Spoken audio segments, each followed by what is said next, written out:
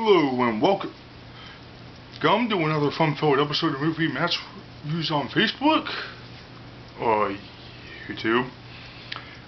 Today's movie is Around the World in 80 Days. Now, for those who don't know, Around the World in 80 Days is a book by Jules Verne in the 1870s. And as part of his series of extraordinary voyages of novels, the book was translated and published into many languages, including English. And there have been several adaptations over the years, but none more famous than the 1956 film adaptation. It's of course considered a classic, and probably no other version could top it. But that's not what I'm here to talk about. I'm here to talk about this version, Around the World in 80 Days with Jackie Chan.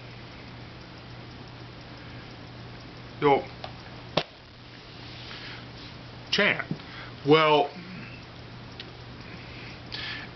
the base story is intact, but it's one of those where they change it a little bit for better or worse. Now, for those who don't know the base story, Phileas Fogg is an English gentleman who seems to be fairly mysterious, and then one day he makes a wager that using whatever he could, he can circumnavigate the globe in exactly 80 days. And when that happens, and the reason why that happens, and in the exact same day, a robbery ensues. And people begin to suspect, the reason why he made the wager was he was the robber. So they hire a police detective to track him down, to follow him and try and get him. But you all know the resolution. Here, it's the same thing, but Fogg, rather than living off his property, is now an inventor. And Passepartout is now Jackie Chan. Now, don't get me wrong. This is coming from a guy that's a fan of Jackie Chan, but the way that they did this movie was almost like trying to update it for better or worse. Worse because instead of an Indian princess, it's a French art gallery owner. That was somewhat okay. And you have Passepartout as really a Chinese nobleman. That's maybe okay. But it turns out Passepartout is actually duping. Duping Fogg. His real name is Lao Zing.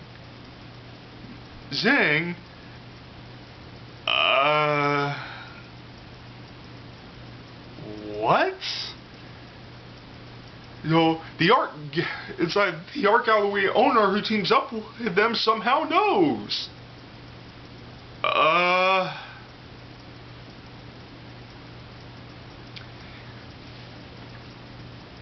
Okay.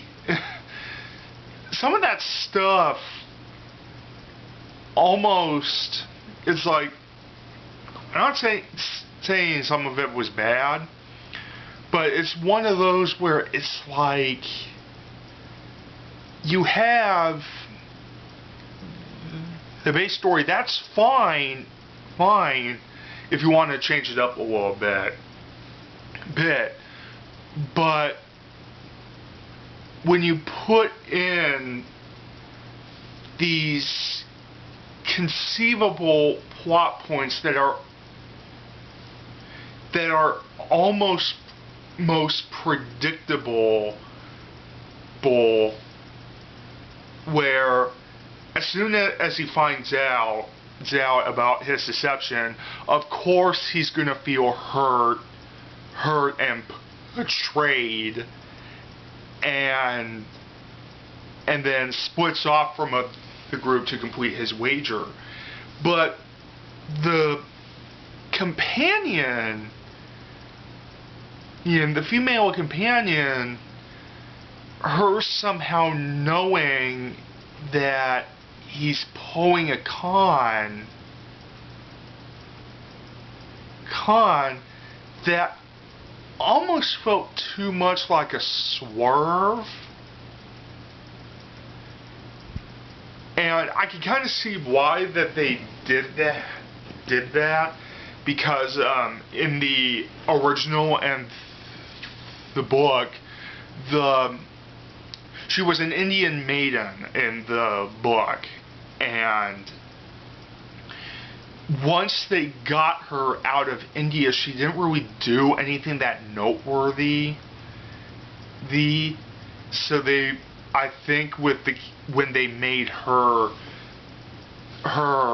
they just said, okay, let's add a female companion, but have her be a little bit more wise that, yeah, he's stringing him along, which, again, that's fine, but the way that they did it almost felt a little bit contrived. Now, it's like, what about the performances? Well, they're okay. Jackie Chan does his standard physical stuff. The guy that does Fog was one of those where it's like, why? And I can see what he's trying to do. He's trying to portray him as being out of his element, putting him next to Jackie Chan. But the thing is, we've seen that combination before in Chan's other movies. But the thing is, it was usually Chan out of his element, which worked. Here it sort of does not, particularly in the China episode. So this movie is very episodic once they get going, and they spend a couple amounts of time in each place and all. So does this make it a bad movie? Well, yes and no. The bad stuff comes from the stuff that I listed at the top. And the good stuff is that, yeah, there's some celebrity cameos, and the scenery is good and all that. The writing is a little bit lackluster. This film flopped at the box office, and I think all the points that I mentioned above were probably the reason why. And the 56 film had been put out on video around this time too. So that kind of gave a more faithful version. So yeah, it's in the middle. It's a good way. It's not a good way to get people interested in the overall story. I think what they were trying to do was an alternate continuity type thing. But yeah, it's not one of Walden's best. It's not one of Disney's best. It's not one of Jackie Chan's best either. So that's about it.